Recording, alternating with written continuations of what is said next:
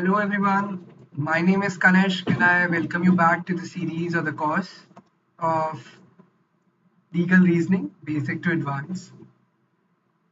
In this particular video, we'll be moving ahead with our preparation in terms of solving the question paper of CLAT 2021. Last time, we looked at questions that were related to contract and how they were rather more technical in terms of the data they provided, not technical in terms of law. Without wasting any more time, let's directly jump into the questions. It is a well-settled principle of contract law that parties cannot by contract exclude the jurisdiction of all courts. Such a contract would constitute an agreement and restraint of legal proceedings and contravene Section 28 of Indian Contracts Act. So basically, in the very first line of the passage, we have found ourselves a principle which says that we cannot restrain or exclude any jurisdiction or any court. Yes, this is a principle that we might use in our questions. Not only this, but also the thing that we would like to keep in our minds as we solve questions like these is that right now we are only concerned with the fact that Section 28 states that we cannot take away the idea of taking parties to court. Fair? Let's move ahead. We do not require the knowledge of what Section 28 actually is. We just need to be concerned to what is being told to us. However, where parties to a contract confer jurisdiction on one amongst multiple courts having proper jurisdiction, to the exclusion of all other courts, the parties cannot be said to have ousted the jurisdiction of all courts.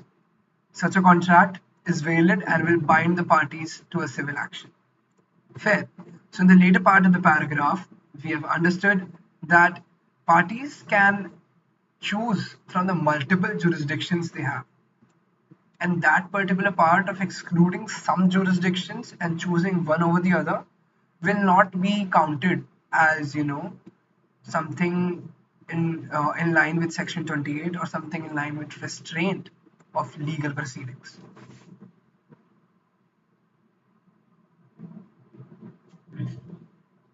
Section 28, agreement and restraint of legal proceedings, void every agreement. Clause A of Section 28 goes on to state that by which any party thereto is restricted absolutely from enforcing his rights under or in respect of any contract by the usual legal proceedings in ordinary tribunals, or which limits the time which he may thus enforce his rights, or which extinguishes the rights of any party thereto, or discharges any party thereto from any liability under or in respect of any contract on the expiry of a specified period, so as to restrict any party from enforcing his rights, is void to the extent. Fair? So in these two clauses, basically we have come across the same idea. The additional idea that we have come across is, or the additional principle that is the boundation of time. Let's move ahead. Parties cannot by agreement confer jurisdiction on a court which lacks the jurisdiction to adjudicate, but where several courts would have jurisdiction to try the subject matter of the disputes. They can stipulate that a suit be brought exclusively before one of the several courts to the exclusion of others. Fair. So this discusses the same idea, the idea that we can exclude some courts from jurisdiction and keep the others in the jurisdiction. But one another thing that we need to keep in mind is we cannot give jurisdiction or choose a court which in terms of law lacks the power to adjudicate such cases. Now, in a basic idea, even if we are not from the fields of law or we have not studied law, it is very much clear to us that if we are from a particular city or a town, all the cases that we need to file or all the grievances that we have will be filed in the courts of the very same city. Consider that we are from Delhi, or consider that we are from Kolkata or Jaipur for that matter. We cannot move outside Jaipur or move outside Kolkata and go to Chennai and file some case, or go to Bengaluru and file some case. We need to file the cases where we live and where both the parties reside and where the contract or the transaction is taking place. Let's move to the questions. A resident of Mumbai and B, a resident of Delhi, enter into an agreement for sale and supply of goods. The transaction takes place partly in Mumbai and partly in Delhi. There is a clause in the agreement which stipulates that in the event of dispute between A and B, the courts in Kolkata will have exclusive jurisdiction to decide the dispute. A and B agree to the said clause in order to avoid disputes over choices between the two proper places of jurisdiction, Mumbai and Delhi. In the given situation, which of the following statement is true? Now, A is from Mumbai and B is from Delhi. So, case can be filed at any of the two places. It can be filed in Mumbai or it can be filed in Delhi. But then again, the important part remains that they decided to give the power of jurisdiction to the courts of Kolkata. But Kolkata, here in this particular scenario, does not have the real power of adjudicating a case. So, let's see what our answer will be. The clause relating to jurisdiction is in restraint of legal proceeding. Fair. The clause relating to jurisdiction is not in restraint. It is in restraint because it is restraining the parties from filing the cases at the places which actually possess the power. The clause relating to jurisdiction is valid as A and B have mutually agreed to it. This might seem like an option that lures you into it, but then again you must keep it in your mind that this particular, what I would like to call, scenario and this particular clause that the parties, if agree to give jurisdiction to other court, is not provided to us. What remains provided to us is the fact that we can only and only file cases in the courts that have power to adjudicate the cases. So in this particular question, we'll go with answer or option A as the right option. Fair. Let's move to the next question. A resident of Agra and B, a resident of Bhubaneswar, enter into an agreement for sale and supply of goods. The transaction takes place partly in Agra and partly in Bhubaneswar. There is a clause in the agreement which stipulates that in the event of a dispute between A and B, neither of them can approach to the court of law or take recourse to any alternative dispute resolution mechanism to settle the dispute. In the given situation, which of the following statement is true? As we have read in our paragraph that section 28 bars us from any such exclusive restraint, though they allow us to choose a specific area or choose a specific jurisdiction that we want to file our cases in, but on the same hand, on the same side, they do not allow us to completely restrain the recourse of legal proceedings. So this particular situation is not valid and not in consonance with the law. So option A states that the clause relating to jurisdiction is not valid as it is in restraint of legal proceedings, which is the correct option. But then again, let's read all the other options that are available to us. The clause relating to jurisdiction is not valid as the clause is vague and ambiguous. No. The clause relating to jurisdiction is valid as they have not restricted the choice of either party. They have restricted the choice of parties. The clause relating to jurisdiction is valid as no courts have been ousted by the clause. All the courts have been ousted by the clause. So the only valid option or the only valid choice that remains in our hand is option A. Fair. A resident of Ahmedabad and B, a resident of Ranchi, enter into an agreement for sale and supply of goods. The transaction takes place partly in Ahmedabad and partly in Ranchi. Clause 6 of the agreement stipulates that in the event of a dispute arising between A and B within 6 months of entering into contract, they can approach a court in either Ahmedabad or Ranchi or take recourse to any alternative dispute resolution mechanism to settle the dispute.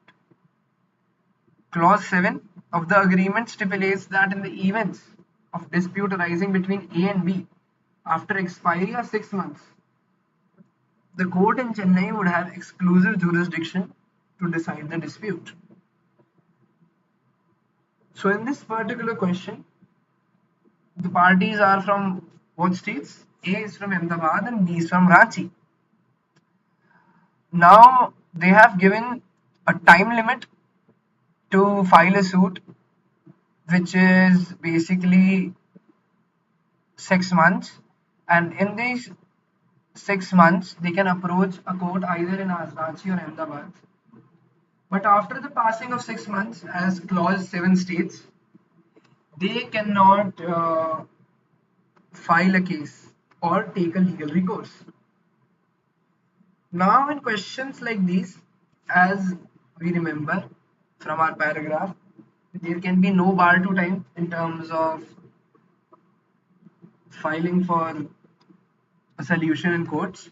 So both these clauses are invalid, they are void, because see, in clause 7 they have given jurisdiction to Chennai, and Chennai here will not have jurisdiction because the parties are from Ahmedabad and Ranchi, and the clause 6 basically puts a time limit upon the parties, which is not valid. According to the given passage, which of the following statement is true? Parties cannot by contract make a choice of jurisdiction. They can, so this is not true. Parties cannot by contract exclude the jurisdiction of all courts. This is true. And parties can by contract confer jurisdiction on any court? No. Had it said that any court of valid jurisdiction, we would have considered it. And parties can by contract extinguish their rights under any court. We aren't aware of any such knowledge, so we will choose option B and move ahead.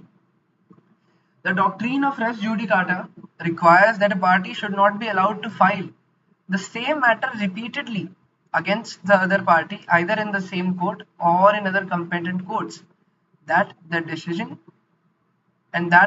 given by one court should be accepted and final, subject to any appeals, revisions or review. So the first part of this paragraph goes on to explain us what is res judicata and how does it function. Fair? The doctrine is founded on the principle that it is in the interests of public at large that a finality should be attached to the binding decisions pronounced by the courts of competent jurisdiction, and it is also in public interest that individuals should not be vexed twice over with the same kind of litigation. Now in this part of the paragraph, they have provided a reason for having res judicata, which basically is that parties should get a finality to their decision. They should not be hooked to courts. They should not be presented courts all the time asking for some new decisions.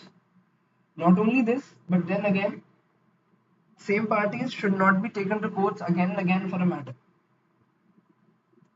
This apart, the object of doctrine is to ensure that ultimately there should be an end to a litigation. Fair? This is basically a summary. Doctrine of res judicata is embodied in Section 11 of Code of Civil Procedure 1908, which governs the procedure to be followed in civil matters. Section 11 is inapplicable to writ jurisdictions. Fair, we have been provided an exception. The Supreme Court has observed that though the rule is technical in nature, yet the general doctrine of res judicata is based on public policy and therefore it cannot be treated as irrelevant or inadmissible, even in dealing with fundamental rights in petition filed under Article 32 of the Constitution of India.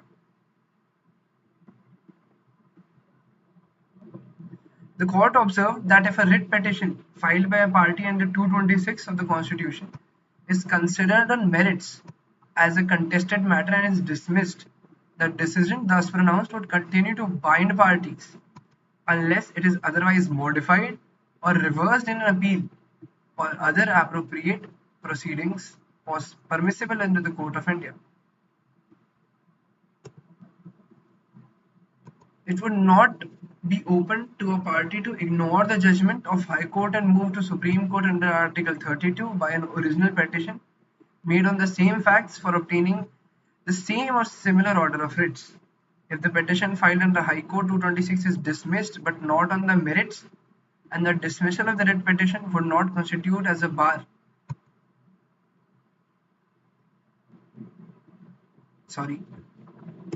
Would not be considered a bar to a subsequent petition under 32. However, if the petition is dismissed without passing a speaking order, then such dismissal cannot be treated as creating a bar of res judicata. So res judicata is a simple doctrine.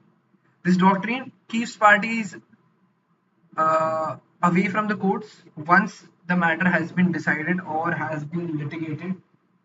Fair. Not only this, but there are exceptions. Exceptions like Section 11 is inapplicable to writ jurisdictions. But then again, if writ jurisdiction and if the writ has been declared by the High Court on its merits, it cannot be contested again. But then again, if you have reached High Court under the Article 226 and it has been dismissed but not on merits, there will always lie an appeal under Article 32. This is what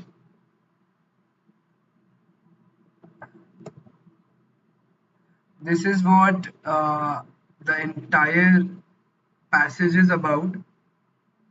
Fair. And yeah, this is what the passage is about. Let's see how the questions go. Which of the following is res judicata applicable to? Res judicata is applicable to both of them, though there is a line which states that it's not applicable on writ jurisdictions, but the later part of the paragraph deals with the same, stating that it does deal with them. Doctrine of res judicata is applicable to writs if the decision is on merits, no. Order is a speaking order, no. Neither A and B, because in the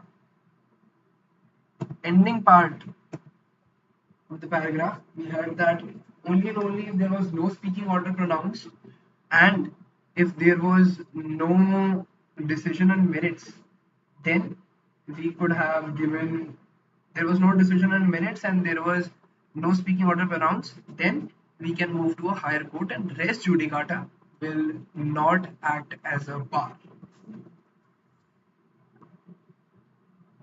Let's move to the next question. On which of the following res judicata is based? No one should be vexed twice for the same cause. Fair. It is in the interest of the public that finality should be attached to the decisions of the court. Fair. There should be an end to the litigation. So all these principles are the principles that are used to justify res judicata.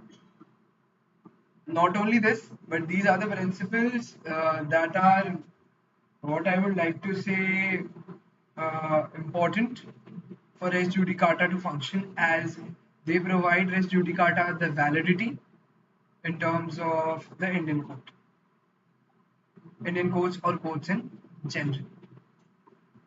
Which of the following is correct? Let's read the options and find out which of them is not correct or is not consistent with the ideas that we have discussed in the passage. If a writ petition is filed under 226 of the Constitution of India and the same is rejected on merits by a speaking order, another petition under Article 32 of the Constitution of India is not maintainable, being barred by res judicata. If the petition filed in High Court under 226 is dismissed but not on merits, and the dismissal of writ petition would not constitute a bar on subsequent petition under 32. However, if the petition is dismissed without passing a speaking order, then such dismissal cannot create a bar on res judicata. But here, there was a speaking order, there was a decision on merits, so we can say that it is a right option. The doctrine of res judicata is founded on the principle that it is an interest of the public at large that a finality should be attached to the binding decisions pronounced by the court of competent jurisdiction.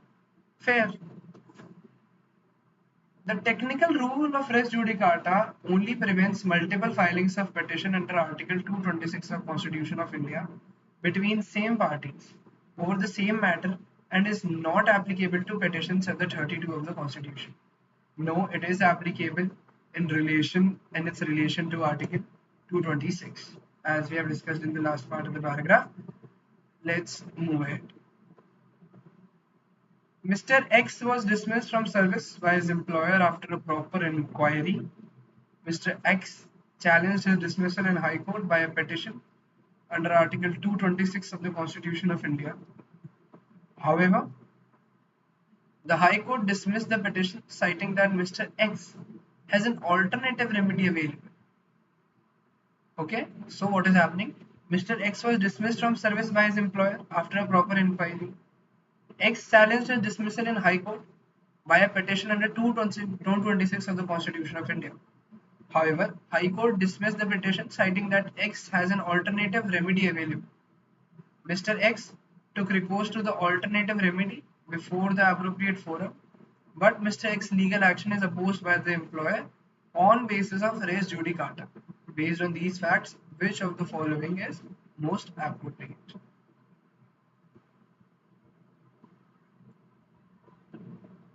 What will be the answer here? In this particular question, answer will be option B. Let's discuss why. Res judicata in this particular case will not be applicable because the court themselves in their speaking order have asked X to move to a alternative remedy that was available to him. So this will not act as a bar, rather a direction given by the court. Let's move to the next paragraph. Let's move to the next paragraph of this particular test. Compassionate appointment is an exception to the general rule of appointment, which is a way of providing employment to the family of deceased employee on compassionate grounds. So in this passage, we will talk about compassionate appointments. And what is compassionate appointment has been explained in the first very sentence.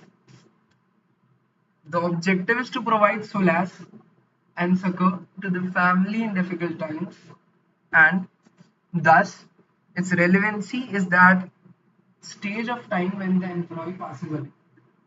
The mere death of employee in a harness does not entitle family to such source of livelihood. The authority concerned has to examine the financial conditions of the family of deceased, and it is only if it is satisfied that for the provision of employment the family will not be able to meet the crisis that the job is offered to the eligible member of the family. Fair. So here we have a condition, a type of a test that we need to follow while we are taking into account the families that should or should not be provided the employment or should not be provided the post through the idea of or through the procedure of compassionate appointment. It was further It was further asseverated in the said judgment that compassionate employment cannot be granted after a lapse of a reasonable period, as the consideration of such employment is not a vested right which can be exercised at any time in future. Fair? So there must be a reasonable period of time in terms of when is the employee asking or the contender asking for employment.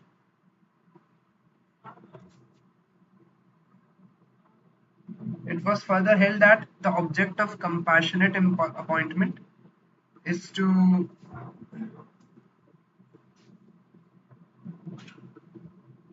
it was further held that the object of compassionate appointment is to enable the family to get over financial crisis that it faces at the time of death of the sole breadwinner. Thus, compassionate appointment cannot be claimed or offered after a significant lapse of time.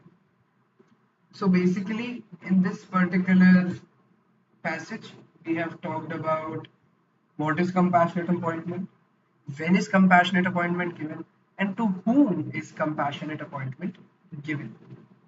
ठीक है, अब आगे चलते हैं and we'll see how can we solve these questions and find answers to them. We have seen exception or in terms a bar to provision to such provisions of compassionate appointment, which is a reasonable lapse of time, and the other one being the economic condition of the family that is demanding compassionate appointment. Which of the following correctly states the intent behind the application of compassionate appointment? The norm at the time of death of the government will be applicable.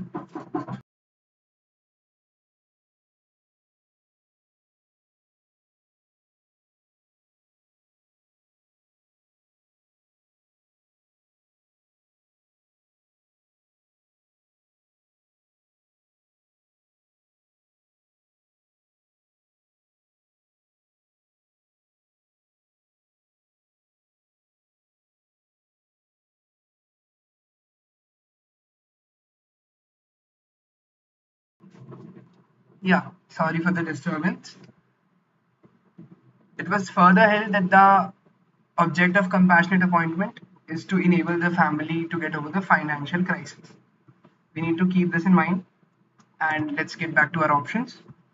The norm at the time of death of the government employee will be applicable and not the norm at the time of making an application. A dependent of a government employee cannot demand consideration of his or her application. No. The norm of the government or public authorities are not considered while applying for compassionate appointments. The norms prevailing on the date of consideration of the application should be the basis of consideration of claim for compassionate appointment.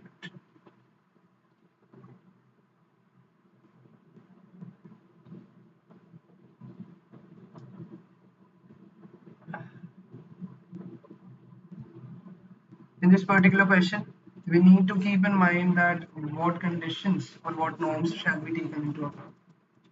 Are they the norms when the public servant or the government employee died, or are they the norms when the application was made that are to be followed? So we need the entire passage focuses upon the idea that we need to follow the norm or the conditions of when the application is being made or what is the current status or scenario of the family. So option D will be the right option. Which of the following is not correct about the rule of compassionate appointment? Compassionate appointment is given to the family members of the deceased irrespective of their financial status. No, the financial status or the economic situation of the family is taken care into or is taken into consideration while such appointments are being provided. It is to mitigate the hardship caused to the family members after the death of the earning member of the family. Fair. Compassionate appointment cannot be granted as a matter of vested right.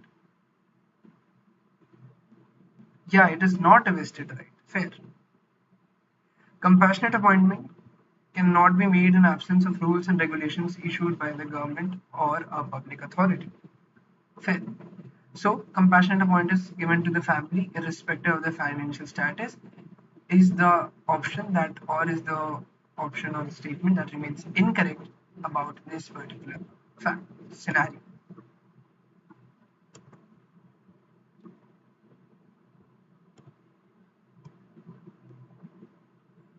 Mr. Y and Mr. Y, son of Mr. X, made a representation before ABC government on January 2018 that he should be given appointment on compassionate grounds as his father died during the employment in the company in 2000.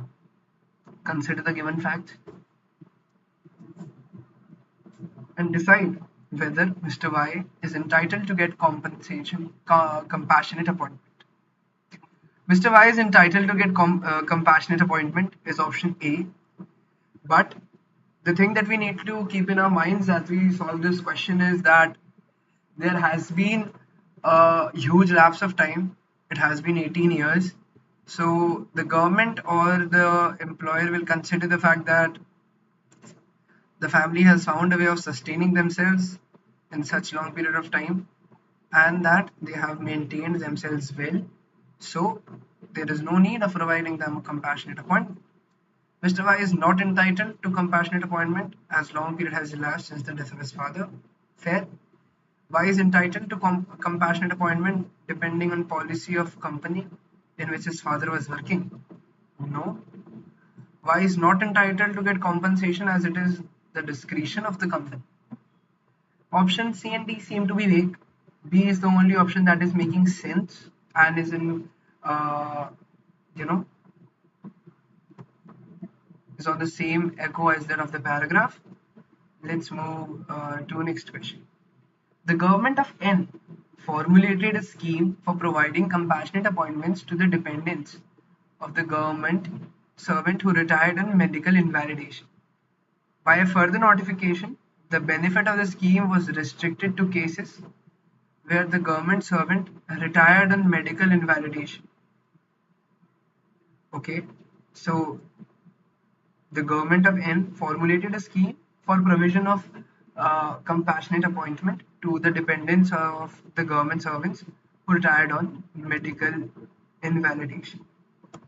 By a further notification, the benefit of the scheme was restricted to cases where the government servant retired on medical invalidation at least 5 years before attaining the age of superannuation or can be called as retirement. Consider the given facts and which of the following is correct in relation to the validity of the rule of compassionate appointment. The scheme is valid subject to approval of the dependents. The scheme is not valid as the offer of compassionate appointment to the dependent of the government servant who is medically invalidated is not an exception to the general rule. The scheme is not valid as it is unconstitutional. It's very extreme. The scheme is valid as it is not arbitrary and the government has right to formulate such rules. So we'll go with option D as it is a balanced option, and as we see that the government is just adding norms to it and whereas is not denying individuals any sort of what we would like to say complete arbitrary procedure. The mere death of employee does not entitle the family. The authorities concerned has to examine the financial conditions and it is only satisfied for the provision of employment. Okay. It was further asserted with the sage judgment that the compassionate appointment cannot be granted after reasonable time.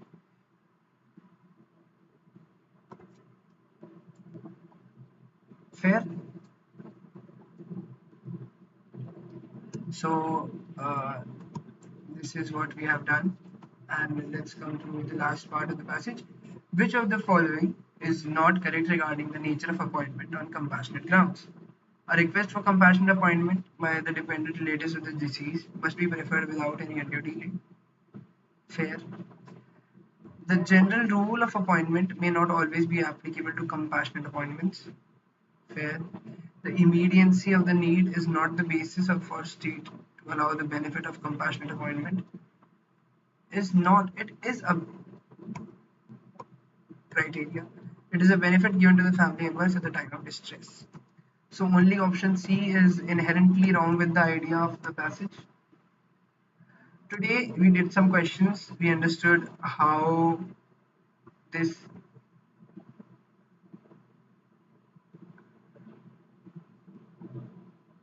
so in this particular question and group of questions we understood that even basic knowledge of law or somebody who has had a keen eye for law can solve these questions.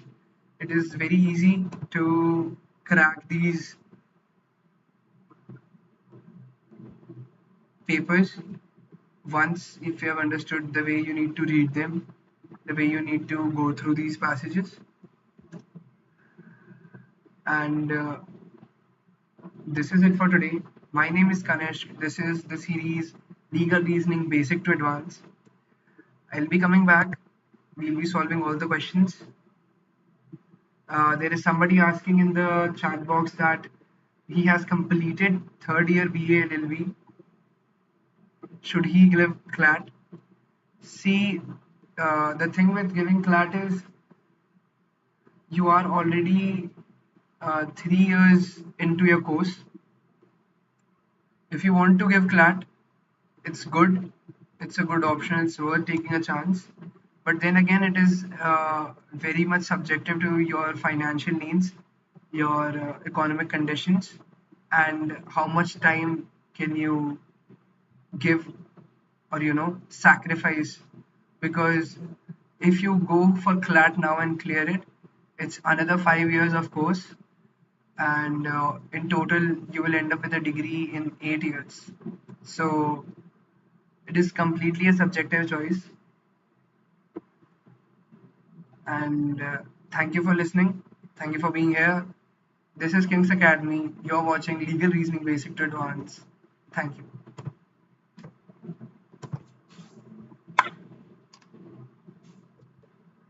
The Economist.